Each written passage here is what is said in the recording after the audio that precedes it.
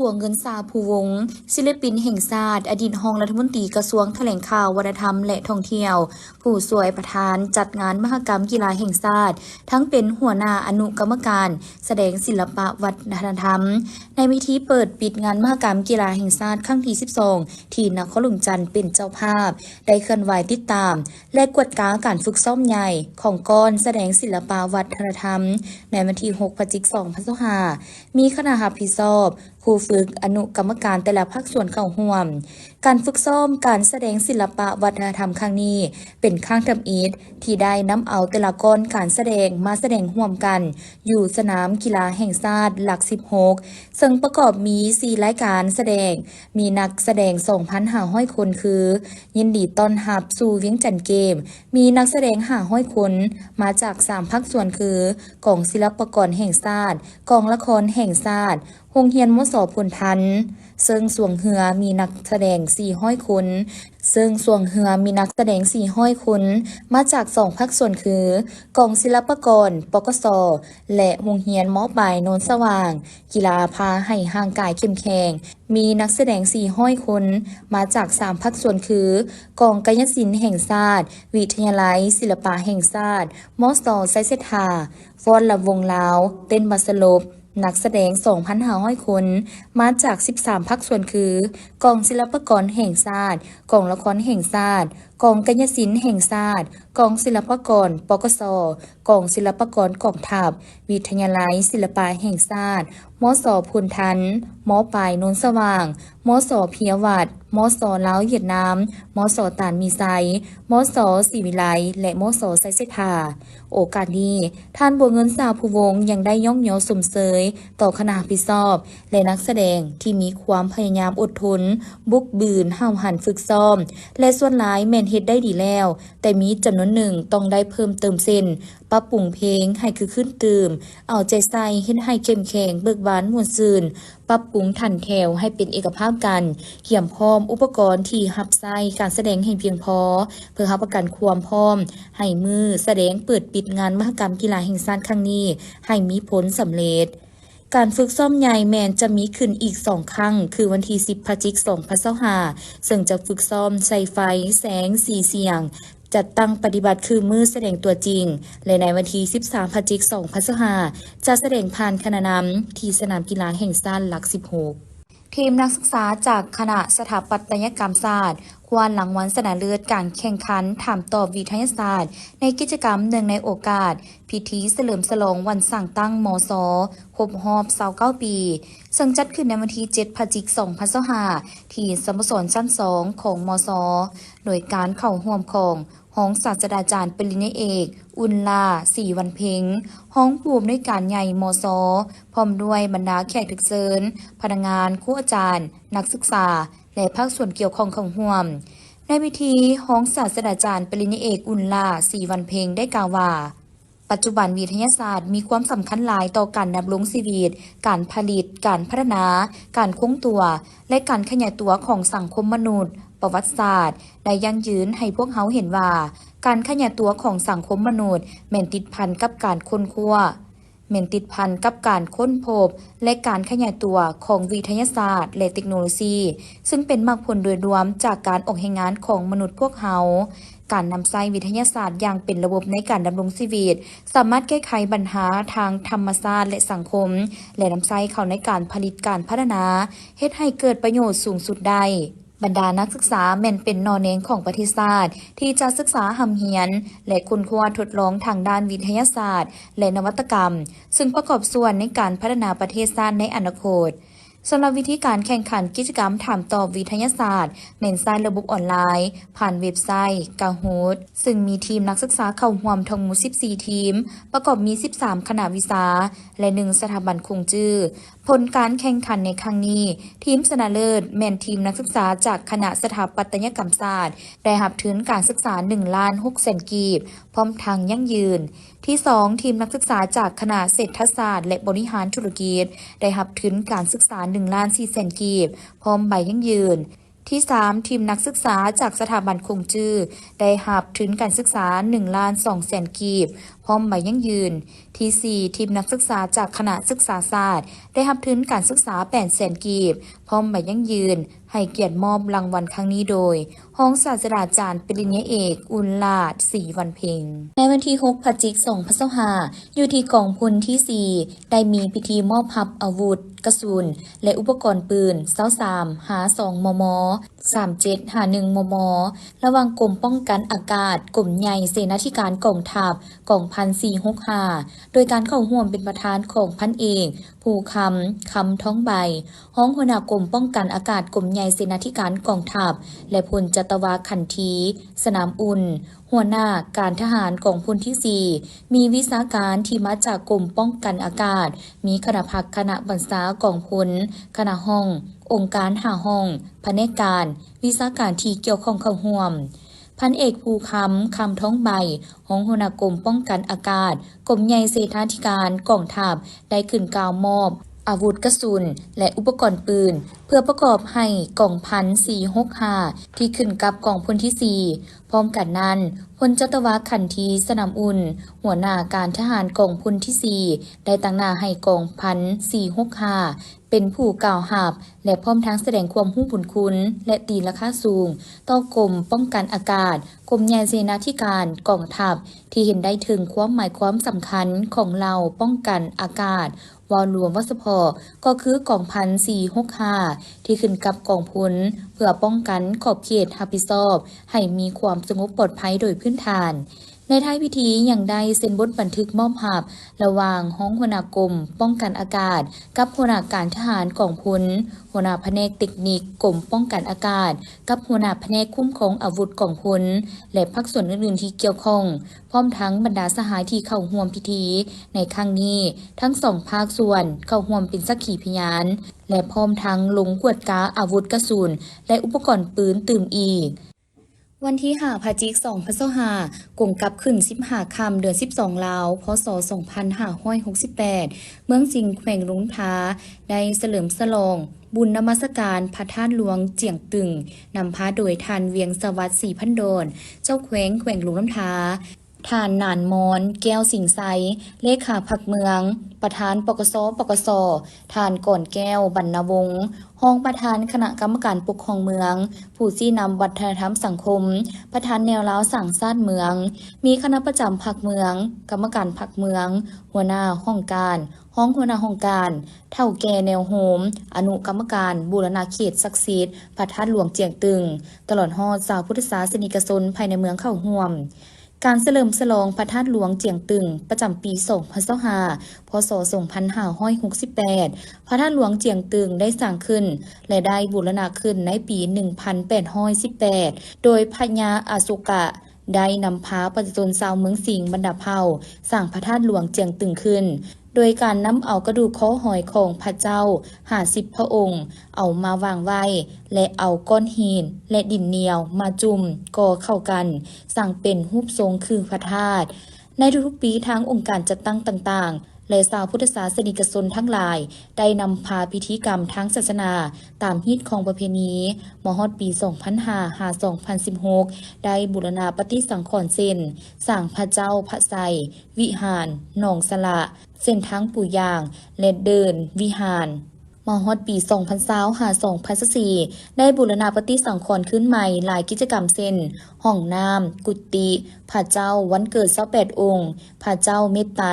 ต่อน้ำมาใส่หนองสละปลูกต้นไม้ประดับประดาต้นไม้มงคลการกะเกี่ยมสถานที่สร้างพระใหญ่ปางประธานพรยืนอันที่พ้นเด่นการบูรณะปฏิสังขรณ์ก่ออบดวงธาตุโดยองค์การปกครองแขวงเมืองออกตนญาติโยมและชาวพุทธศาสนิกชนพร้อมนั้นการนำขันแขวงขันเมืองและแขกทุกภาคส่วนเข้าร่วมพิธีตักบาตรถวายสังฆทานพระสงฆ์สามเณร45องค์พร้อมนี้ก็ได้รับชมศิลปะวรรณคดีตื่มอีก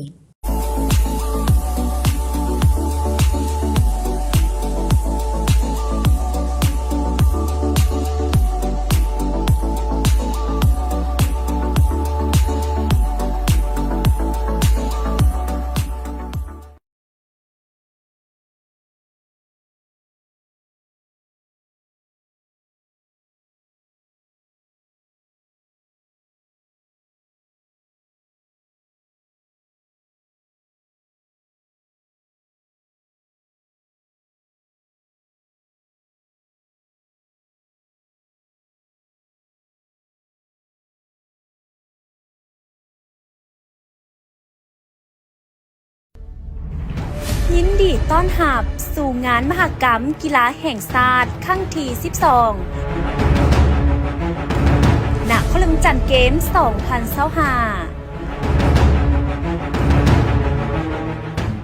กองประชุมสมัยสามัญเทื่อที่ 10 ของสภาแห่งชาติสุดที่ 9 เปิดขึ้นอย่างเป็นทางการกองกำลังส่วนสนามของกระทรวงป้องกันประเทศมีความพร้อม 80 ส่วนห้อย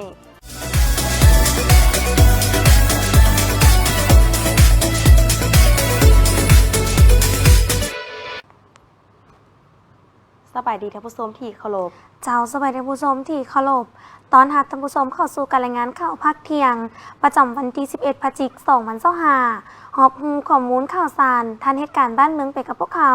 โทรภาพนครหลวงจันทร์ VGE9 และกับพบกันในวันนี้กับพวกเขาทั้งสองคนข้าพเจ้าอรุณาทิพวรรณและข้าพเจ้าอาลีทิพวรรณทักทายท่านผู้ชมที่กำลังติดตามรับชมไม่ว่าจะเป็นผ่านทางโทรภาพนครหลวงจันทร์29หรือจะผ่านทาง Facebook และในปัจจุบันนี้ท่านสามารถกดไลค์กดแชร์โฮมชมข่าวกับข้าพเจ้าได้และมาพบกันในเที่ยงวันนี้ก็มีหลากหลายข่าวที่น่าสนใจมานำเสนอและเริ่มต้นข่าวเที่ยงจะพาท่านผู้ชมมาติดตามกองประชุมสมัยสามัญเทื่อที่ 10 ของสภาแห่งชาติสุดที่ 9ได้ไขขึ้นอย่างเป็นทางการซึ่งกองประชุมครั้งนี้ได้พิจารณารับพ้องหลายปัญหาสำคัญพื้นฐานของชาติเป็นต้นแมนบทรายงานโดยสังเขปของท่านนายกรัฐมนตรีเกี่ยวกับการจัดตั้งปฏิบัติแผนพัฒนาเศรษฐกิจสังคมแห่งชาติ5 ปีแผนงบประมาณแห่งรัฐและแผนเงินตรารวมทั้งการจัดตั้งปฏิบัติวาระแห่งชาติว่าด้วยการแก้ไขความยุ่งยากด้านเศรษฐกิจการเงินกองประชุมสมัยสามัญเทื่อที่ 10 ของสภาแห่งชาติสุดที่ 9ได้เปิดขึ้นอย่างเป็นทางการในวันที่ 10 พฤศจิกายน 2025 นี้ที่สภาแห่งชาติโดยการเป็นประธานของท่านไซสมพร พรหมวิหารประธานสภาแห่งชาติให้เกียรติเข้าร่วมของพระนาถานทองลุ้นศรีสุฤทธิ์เลขาธิการใหญ่คณะบริหารงานศูนย์กลางภาคประธานประเทศแห่งสาธารณรัฐประชาธิปไตยประชาชนลาวท่านสอนไซศรีพันดรนายกรัฐมนตรีมีบรรดาการนำขั้นสูงภาครัฐอดีตการนำขั้นสูงบรรดาสมาชิกสภาแห่งชาติที่เป็นตัวแทนให้แก่ประชาชนบรรดาเผ่าและแขกถึกเชิญเข้าร่วมในพิธีท่านไซสมพร พรหมวิหารได้กล่าวเปิดกองประชุมว่ากองประชุมครั้งนี้จะได้พิจารณารับร้องหลายปัญหาสำคัญพื้นฐานของชาติเป็นต้นบทรายงานโดยสังเขปของท่านนายกรัฐมนตรีเกี่ยวกับการจัดตั้งปฏิบัติแผนพัฒนาเศรษฐกิจสังคมแห่งชาติ5 ปีแผนงบประมาณแห่งรัฐ5 ปีและแผนเงินตราประจำปี 2025 ข้าพเจ้าค่อยห้องมายังทุกภาคส่วนเกี่ยวของจุมพร้อมกันเป็นจิตหนึ่งใจเดียวสุมทุ่มเทแห่งสติปัญญาเขาในการดำเนินกองประชุมสภาแห่งชาติให้มีความสำเร็จทุกประการเป็นต้นการสนองข้อมูลการค้นคว้าวิเคราะห์วิจัยปัญหาต่างๆให้ละเอียดจ้าแจ้งเพื่อให้การพิจารณาพ้องปัญหาสำคัญของชาติมีความสอดคล้องกับแนวทางนโยบายของพรรครัฐธรรมนูญกฎหมายนำมาผลประโยชน์ตัวจริงมาสู่ประเทศชาติก็คือประชาชนบรรดาเผ่าข้าพเจ้าคือห้องบรรยาประธานสมาชิกสภาแห่งชาติจงนำใส่สิทธิประชาธิปไตยของตนตามรัฐธรรมนูญกฎหมายที่ได้กำหนดไว้เสริมขยายหัวคิดประดิษฐ์สร้างเสิร์ชสู้ความรับผิดชอบการเมืองของตนในการสูมสติปัญญาในการค้นคว้าเนื้อในอย่างลึกซึ้งประกอบความเห็นตรงต่างๆอย่างทีทวนสร้างสรรค์หัดกุมภาวะวิสัยมีเหตุมีผลสอดคล้องกับในทางเปลี่ยนแปลงใหม่ของพรรคสภาพความเป็นจริงทางด้านเศรษฐกิจสังคมของประเทศชาติในปัจจุบันพร้อมกันสอกหาวิธีการมาตรการแก้ไขที่แทนเหมาะกับความเป็นจริงและมีข้อเสนอต่อรัฐบาลเพื่อนำไปพิจารณาแก้ไขต่อปัญหาหีบด่วนเข่งห้อนที่ประชาชนก็คือสังคมคล่องค่อยให้พร้อมนี้แก้ไขเพื่อให้เป็นรูปธรรมหลายขึ้นกว่าเก่าพร้อมกันนั้นก็เพื่อสร้างความเป็นเอกภาพสูงต่อบรรดาเนื้อในที่สำคัญมาค้นคว้าพิจารณาในกองประชุมครั้งนี้ให้มีประสิทธิผลสามารถทำห้องออกเป็นมติและนำไปจัดตั้งปฏิบัติอย่างเป็นรูปธรรมอย่างแท้จริงในโอกาสอันสง่าราศีนี้ในนามประธานกองประชุมข้าพเจ้าขอประกาศเปิดกองประชุมสมัยสามัญที่ 10ของสภาแห่งชาติสุดที่ 9 อย่างเป็นทางการนับแต่นี้เป็นต้นไปขอขอบใจ กองประชุมครั้งนี้ยังได้พิจารณาหับห้องห่างแผนพัฒนาเศรษฐกิจสังคมแห่งชาติ5 ปีครั้งที่10ประจำปี 2026ห่างแผนงบประมาณแห่งรัฐ5 ปีประจำปี 2026และห่างแผนเงินตราประจำปี 2026การดัดแก้งบประมาณแห่งรัฐรายหับรายจ่ายวิชาการของแขนงการขั้นศูนย์กลางและท้องถิ่นปี 2025และเงินเกินแผนปี 2024บทรายงานการจัดตั้งปฏิบัติวาระแห่งชาติว่าด้วยการแก้ไขความยุ่งยากทางด้านเศรษฐกิจการเงินในระยะ5 ปีและทิศทางต่อหน้าบทรายงานการจัดตั้งปฏิบัติวาระแห่งชาติว่าด้วยการแก้ไขปัญหายาเสพติดในระยะ5 ปีและทิศทางต่อหน้าบทรายงานการจัดตั้งปฏิบัติแผนการเคลื่อนไหวเวียกงาน5 ปี 2021-2025ประจำปี 2025และห่างแผนการเคลื่อนไหวเวียกงาน5 ปี 2026-2030ประจำปี 2026ขององค์การกวดสอบแห่งรัฐบทรายงานผลการกวดสอบบทสรุปค่าตัวการจัดตั้งปฏิบัติแผนงบประมาณแห่งรัฐประจำปี 2024ขององค์การกวดสอบแห่งรัฐบทรายงานการจัดตั้งปฏิบัติแผนการเคลื่อนไหวเวียกงาน5 ปี 2021-2025ประจำปี 2025และห่างแผนการเคลื่อนไหวเวียกงาน5 ปีประจำปี 2026ขององค์การกวดกาแห่งรัฐบทรายงานผลการกวดกาตามผลการกวดสอบปี 2023ขององค์การกวดกาแห่งรัฐบทรายงานการจัดตั้งปฏิบัติแผนการเคลื่อนไหวเวียกงาน5 ปีประจำปี 2025และห่างแผนการเคลื่อนไหวเวียกงาน5 ปีประจำปี 2026ของศาลประชาชนสูงสุดบทรายงานการจัดตั้งปฏิบัติแผนการเคลื่อนไหวเวียกงาน5 ปีและห่างแผนการเคลื่อนไหวเวียกงาน5 ปีประจำปี 2026ขององค์การอัยการประชาชนสูงสุดบทรายงานการจัดตั้งปฏิบัติแผนการเคลื่อนไหวเวียกงาน5 ปีประจำปี 2025ของสภาแห่งชาติสุดที่ 9และเวียกงานจุดสุ่มฮอตกองประชุมข้างปฐมฤกษ์ของสภาแห่งชาติสุดที่10ห่างแผนการเคลื่อนไหวเวียกงาน5 ปีและประจำปี 2026ของสภาแห่งชาติสุดที่10บทรายงานการกาเกี่ยมเวียกงานเลือกตั้งสมาชิกสภาแห่งชาติสุดที่10และสมาชิกสภาประชาชนคันแขวงสุดที่5มอบไปยั่งยืนการสำเร็จหน้าที่และย่องย้อให้แก่สมาชิกสภาแห่งชาติสุดที่9กองประชุมครั้งนี้ยังจะได้รับฟังการชี้แจงของสมาชิกรัฐบาลและภาคส่วนที่เกี่ยวข้องจำนวนหนึ่งต่อคำซักถามของบรรดาทานสมาชิกสภาแห่งชาติพร้อมเดียวกันนั้นจะได้ค้นคว้าพิจารณารับห้องเอาปัญหาสำคัญพื้นฐานของชาติดังนั้นเพื่อรับประกันให้การตกลงของกองประชุมนี้มีคุณภาพมีประสิทธิผลและบรรลุผลตามแผนการที่วางไว้ประธานสภาแห่งชาติได้เรียกร้องมายังทุกภาคส่วนที่เกี่ยวข้องจงพร้อมเพรียงกันเป็นจิตหนึ่งใจเดียวทุ่มเทเหือแห่งสติปัญญาเข้าในการดำเนินกองประชุมสภาแห่งชาติให้มีผลสำเร็จตามระดับคาดหมายจากท่านผู้ชมที่เคารพต่อจากข่าวดังกล่าวกันแล้วข่าวต่อไปนี้จะนำพาท่านผู้ชมมาติดตามรับชมกระทรวงเกษตรกรรมและสิ่งแวดล้อมร่วมกับองค์การอาหารและการเกษตรแห่งสหประชาชาติจัดพิธีเฉลิมฉลองวันอาหารโลกภายใต้คำขวัญร่วมแห่งร่วมใจกันผลิตอาหารที่ดีเพื่อรับประกันอนาคตที่สดใสวันสากลและสัปดาห์แห่งชาติเพื่อลดล้างความทุกข์ยากพิธีจัดขึ้นในระหว่างวันที่ 7-8 พฤศจิกายนนี้ที่กระทรวงเกษตรกรรมและสิ่งแวดล้อมโดยให้เกียรติเข้าร่วมพิธีเปิดงานของทานสนไซสีพันดอนนายกรัฐมนตรีมีทานบักโคเดียเบอร์คานอฟผู้ประสานงานองค์การสหประชาชาติประจำลาวทานนางขยองมีคิมผู้ตั้งหน้าองค์การอาหารและการเกษตร FAO มีบรรดาการนำภาครัฐบรรดาทูตตานุทูตและครูร่วมพัฒนาและภาคส่วนที่เกี่ยวข้องเข้าร่วมทานลินคำดวงสวรรค์รัฐมนตรีกระทรวงเกษตรกรรมและสิ่งแวดล้อมได้กล่าวว่า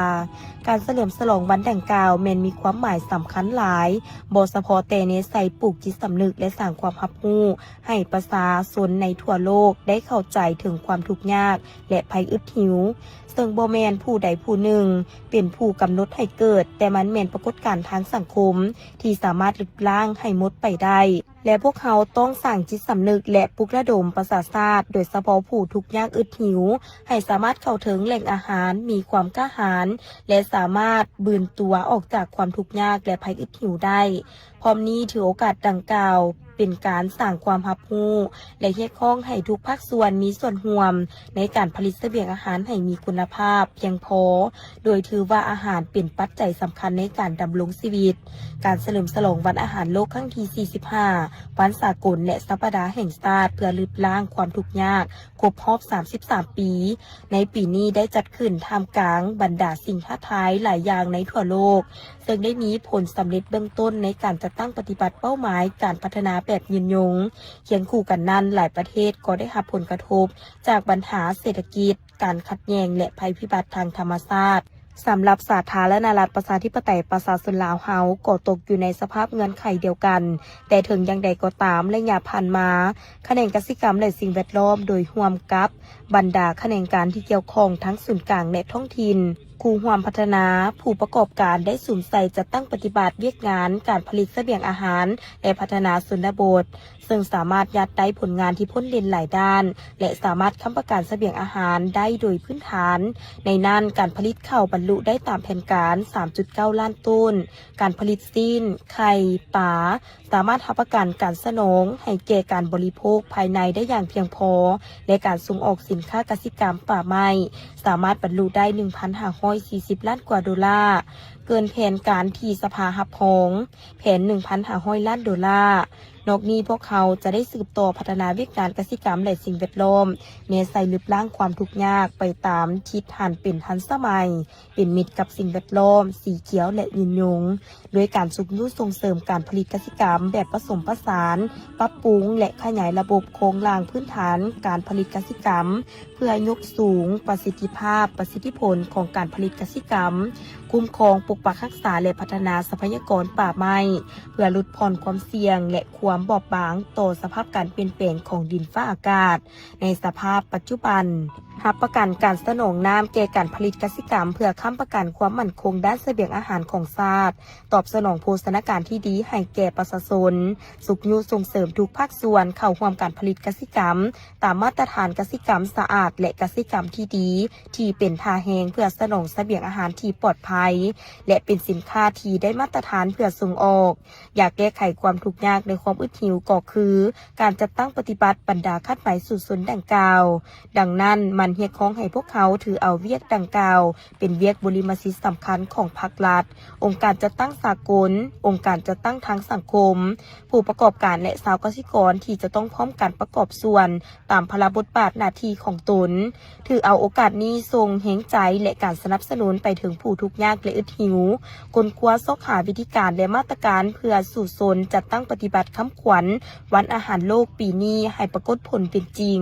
ในโอกาสดังกล่าวท่านสนไซศรีพันดรได้ให้เกียรติตัดแถบผ้าและลันคล้อง9 บาทเพื่อเป็นสิริมงคลในการเปิดงานวันอาหารโลกวันสากลและสัปดาห์แห่งชาติเพื่อลบล้างความทุกข์ยากปี 2025 อย่างเป็นทางการ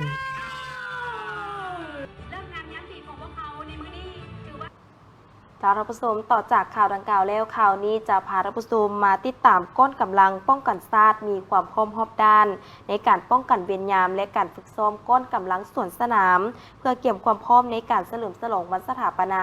สาธารณรัฐประชาธิปไตยประชาชนลาวครบรอบ50 ปีและงานมหกรรมกีฬาแห่งชาติครั้งที่ 12เพื่อรับประกันให้แก่การฉลองวันชาติและงานมหกรรมกีฬาแห่งชาติมีความปลอดภัยพ้นตีใส่ใจกลุ่มสิทธิ์รองรัฐมนตรีกระทรวงป้องกันประเทศหัวหน้ากรมใหญ่เสนาธิการกองทัพคณะชี้นำระดับชาติในการป้องกันความสงบปลอดภัยในการกักเกี่ยมก้อนกำลังสวนสนามเพื่อเฉลิมฉลองวันสถาปนาสาธารณรัฐประชาธิปไตยประชาชนลาวครบรอบ50 ปีและงานมหกรรมกีฬาแห่งชาติครั้งที่ 12ได้ให้สัมภาษณ์ต่อสื่อมวลชนในวันที่ 7 พฤศจิกายน 2025ว่าการกักเกี่ยมและจัดตั้งพิธีเฉลิมฉลองวันสถาปนาสาธารณรัฐประชาธิปไตยประชาชนลาวครบรอบ50 ปีและงานมหกรรมกีฬาแห่งชาติครั้งที่ 12ให้เต็มไปด้วยบรรยากาศฟดฟื้นมวลซืนกลายเป็นปังบุญใหญ่ของปวงชนลาวทั้งชาติมีผลสำเร็จอย่างจบงามและมีความสงบปลอดภัยสำหรับกำลังป้องกันชาติแม้นได้มีแผนรวมและแผนเฉพาะในการชี้น้ำบรรดากำลังหลวงกำลังท้องถิ่นขอบเขตทั่วประเทศจะตั้งกำลังเคลื่อนไหวรักษาความสงบปลอดภัยตามบริเวณชายแดนโดยมีการประสานสมทบแน่นกับกำลังป้องกันความสงบเป็นระยะ เว้าเฉพาะอยู่เขตใจกลางก็ได้มีการจัดวางกำลังสมทบกับกำลังป้องกันความสงบและองค์การปกครองนครหลวงเวียงจันทน์เคลื่อนไหวลาดตระเวนตลอด24ชั่วโมงและหันเข้าสู่ภาวะเพิ่มทวีและขอยั่งยืนว่าการรักษาความสงบแม่นความรับผิดชอบรวมของทั่วสังคมโดยเฉพาะแม่นส่งกำลังป้องกันชาติป้องกันความสงบจะให้มีความสงบและปลอดภัยสูงสุดสำหรับก้นสวนสนามเฉลิมฉลองวันชาติที่2ธันวาคมครบ50 ปีของกระทรวงป้องกันประเทศแม้นได้มีการคัดเลือกเอากำลังที่เป็นตัวแทนของบรรดาเหล่าฮบในทั่วกองทัพมาจัดตั้งหัดแอบประกอบมี18ก้อนเฉพาะกำลังป้องกันชาติแบ่งออกเป็น3ระยะการหัดแอบปัจจุบันแม่นนอนอยู่ในระยะที่3ซึ่งได้จัดตั้งหัดแอบรวบรวมเอาขันเทิงสังเกตการทั้งหมด6ครั้งและหัดแอบรวบรวมประสานกับก้อนกำลังป้องกันความสงบได้2ครั้งสามารถตีราคาความพร้อมก้อนกำลังส่วนสนามของกองทัพได้80ส่วนห้อยคาดว่าอีกประมาณ2อาทิตย์ต่อหน้าจะสามารถสร้างความพร้อมได้100ส่วนห้อยซึ่งพวกเราได้มีการกาเกียมมาแต่ต้นปีโดยเฉพาะได้ลืมกะเกียมทางเหนือในแผนการในการจะตั้งเริ่มแต่เดือน3มาหอดปัจจุบันก็ถือว่ามีความคืบหน้าหลายในนี้สำหรับก่อนกำลังป้องกันชาติก็ได้มีการกวดกาคัดเลือกเอาบรรดาก่อนกำลังตัวแทนจากบรรดาเราลบซึ่งการกวดกาการคัดเลือกและการนัดแจกพอเขาได้แบ่งเป็น3ระยะซึ่งมหาปัจจุบันเนี่ยถือว่าเป็นระยะที่3ของการจัดตั้งการคัดแจกและซึ่งมีก่อนกำลังทั้งหมดอยู่18ก่อนสำหรับกำลังของป้องกันชาติซึ่งเป็นตัวแทนจากบรรดาเราลบต่างๆของกองทัพ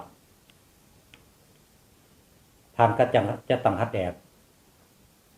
พอเราได้มีการหัดแอบรวบรวมสำหรับในเบื้องกองทัพถือว่าเป็นครั้งที่6และพร้อมกันนี้ก็ได้มีการจัดตั้งหัดแอบรวบรวมประสานกับกำลังป้องกันความสงบถือว่าเป็นครั้งที่2ทางการจัดตั้งปฏิบัติการหัดแอบพอสามารถตีราคาได้ความพอของก่อนกำลังสวนสนามเติบอยู่ในระดับ 80% คู่ฝึกของกำลังปกศาสตร์ก็ได้ลงช่วยบรรดาก่อนกำลังซึ่งก่อนมวลชนมีทั้งหมดอยู่21ก่อนถึงณปัจจุบันนี้ส่วนใหญ่คือว่าได้ดำเนินการจัดตั้งการหัดแอบแล้วเวียกงานหนึ่งที่มีความสำคัญแนะนำอนุกรรมการป้องกันศาสตร์ป้องกันความสงบแม่นการรักษาความสงบความปลอดภัยให้แก่งานเฉลิมฉลองวันสถาปนาสปลาวครบรอบ50 ปีนี้แม่นความรับผิดชอบโดยกรมของ2กำลังสันในโอกาสการสร้างกระบวนการและการเกี่ยมการเฉลิมฉลองปันสถาปนาสาธารณรัฐประชาธิปไตยประชาชนลาวครบรอบ50 ปีก็คือวันเกิดประธานไกรสอนครบรอบ105 ปีวันสร้างตั้งพรรคประชาชนปฏิวัติลาวครบรอบ70 ปีที่ผ่านมานั้นในนามกระทรวงป้องกันประเทศนายและพลทหารในตัวกองทัพแต่แนะนำส่วนตัวก็ขอแสดงความ